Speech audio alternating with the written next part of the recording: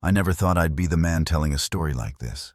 You hear about betrayal in movies, books, or whispered conversations between friends. But you never think it'll come knocking on your own front door. I thought I was safe. I thought my marriage was different. For more than a decade, I believed my wife, Emily, and I had built something unshakable. We weren't perfect, but who is? We had a home, inside jokes, a rhythm that felt unbreakable. She was my safe place, my anchor, my best friend. Smash that like button, hit subscribe, and keep watching, because the best part's coming up next. The woman I thought I would grow old with. If someone had told me even a week before that everything I believed in was a lie, I would have laughed. But sometimes life doesn't just surprise you. It cuts you open in ways you never imagined. And for me, it started on a rainy Thursday night. I was supposed to work late. My boss had canceled a last-minute meeting, so instead of heading to the office, I decided to do something small but thoughtful. On my way home, I stopped at Emily's favorite bakery and picked up her favorite dessert, strawberry cheesecake. I remember sitting in the car, smiling to myself, picturing her face lighting up when I walked in the door early with her favorite treat. I thought I was about to make her night. I had no idea I was about to destroy mine. When I stepped inside, something felt wrong. The house was too quiet, not the comfortable silence of a normal evening, but a heavy, unnatural quiet. I called her name. No answer. The box in my hand suddenly felt heavier than it should have. As I made my way upstairs, I heard it. Muffled laughter, voices, and then sounds no husband ever wants to hear. My chest tightened. My stomach dropped. My hands trembled as I reached for the bedroom door. And when I pushed it open, my world shattered. There she was, Emily. My wife, my partner, my everything. In our bed, tangled up with a stranger. The same bed where we once whispered dreams to each other. The same sheets where we once made love. For a moment, everything froze. My heart stopped. My breath caught. My brain refused to process what my eyes were seeing. I thought I would scream, but instead, I just stood there, paralyzed. The man, I didn't know him, didn't care to, scrambled like a coward, grabbing his clothes, mumbling curses as he bolted for the door. But Emily, she didn't look ashamed. She didn't cry. She didn't beg. She smirked. Yes, smirked. "You weren't supposed to be home," she said, like I was the one at fault. That smirk lit a fire in me I didn't know existed. The cheesecake box slipped from my hand and crashed onto the floor, strawberry filling splattering across the carpet like the pieces of my heart. I wanted to scream. I wanted to smash everything. But I didn't. I just stood there in silence, my stare louder than any words could have been. And then she laughed. "Come on," she sneered. "You won't do anything." "You never do. That's why I needed a real man." Those words sliced deeper than any knife could.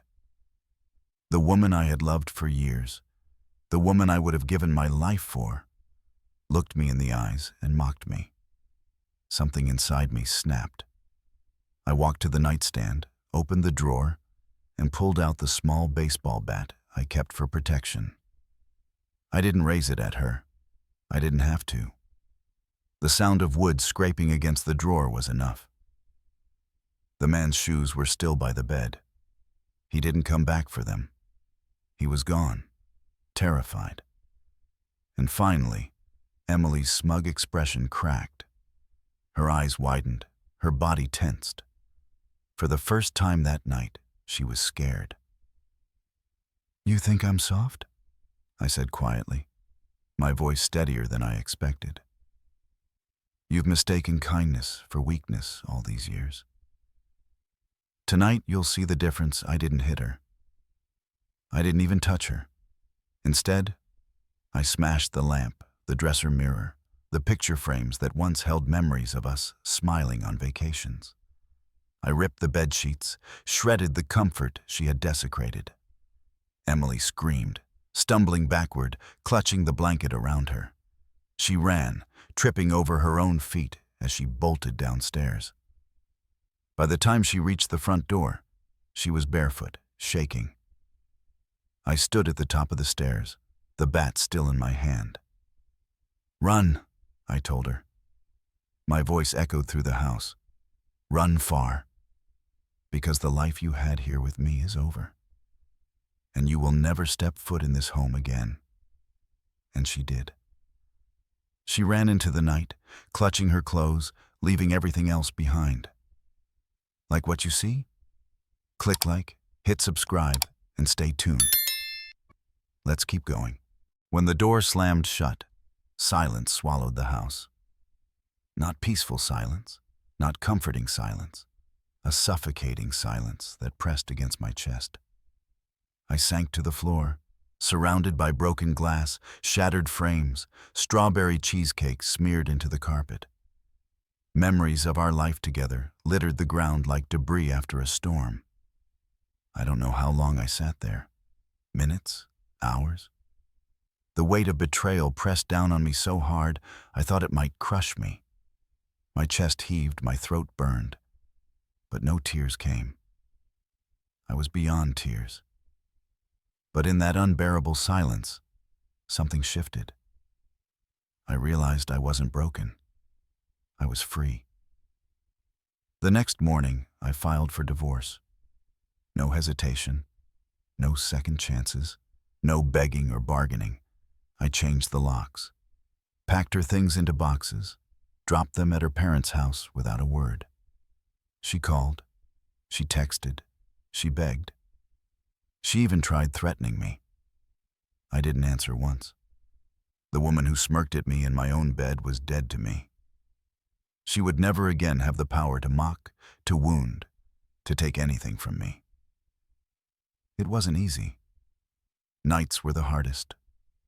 The bed felt too big, the house too quiet, the memories too loud. I'd lie awake staring at the ceiling, wondering how someone I trusted with everything could betray me so completely.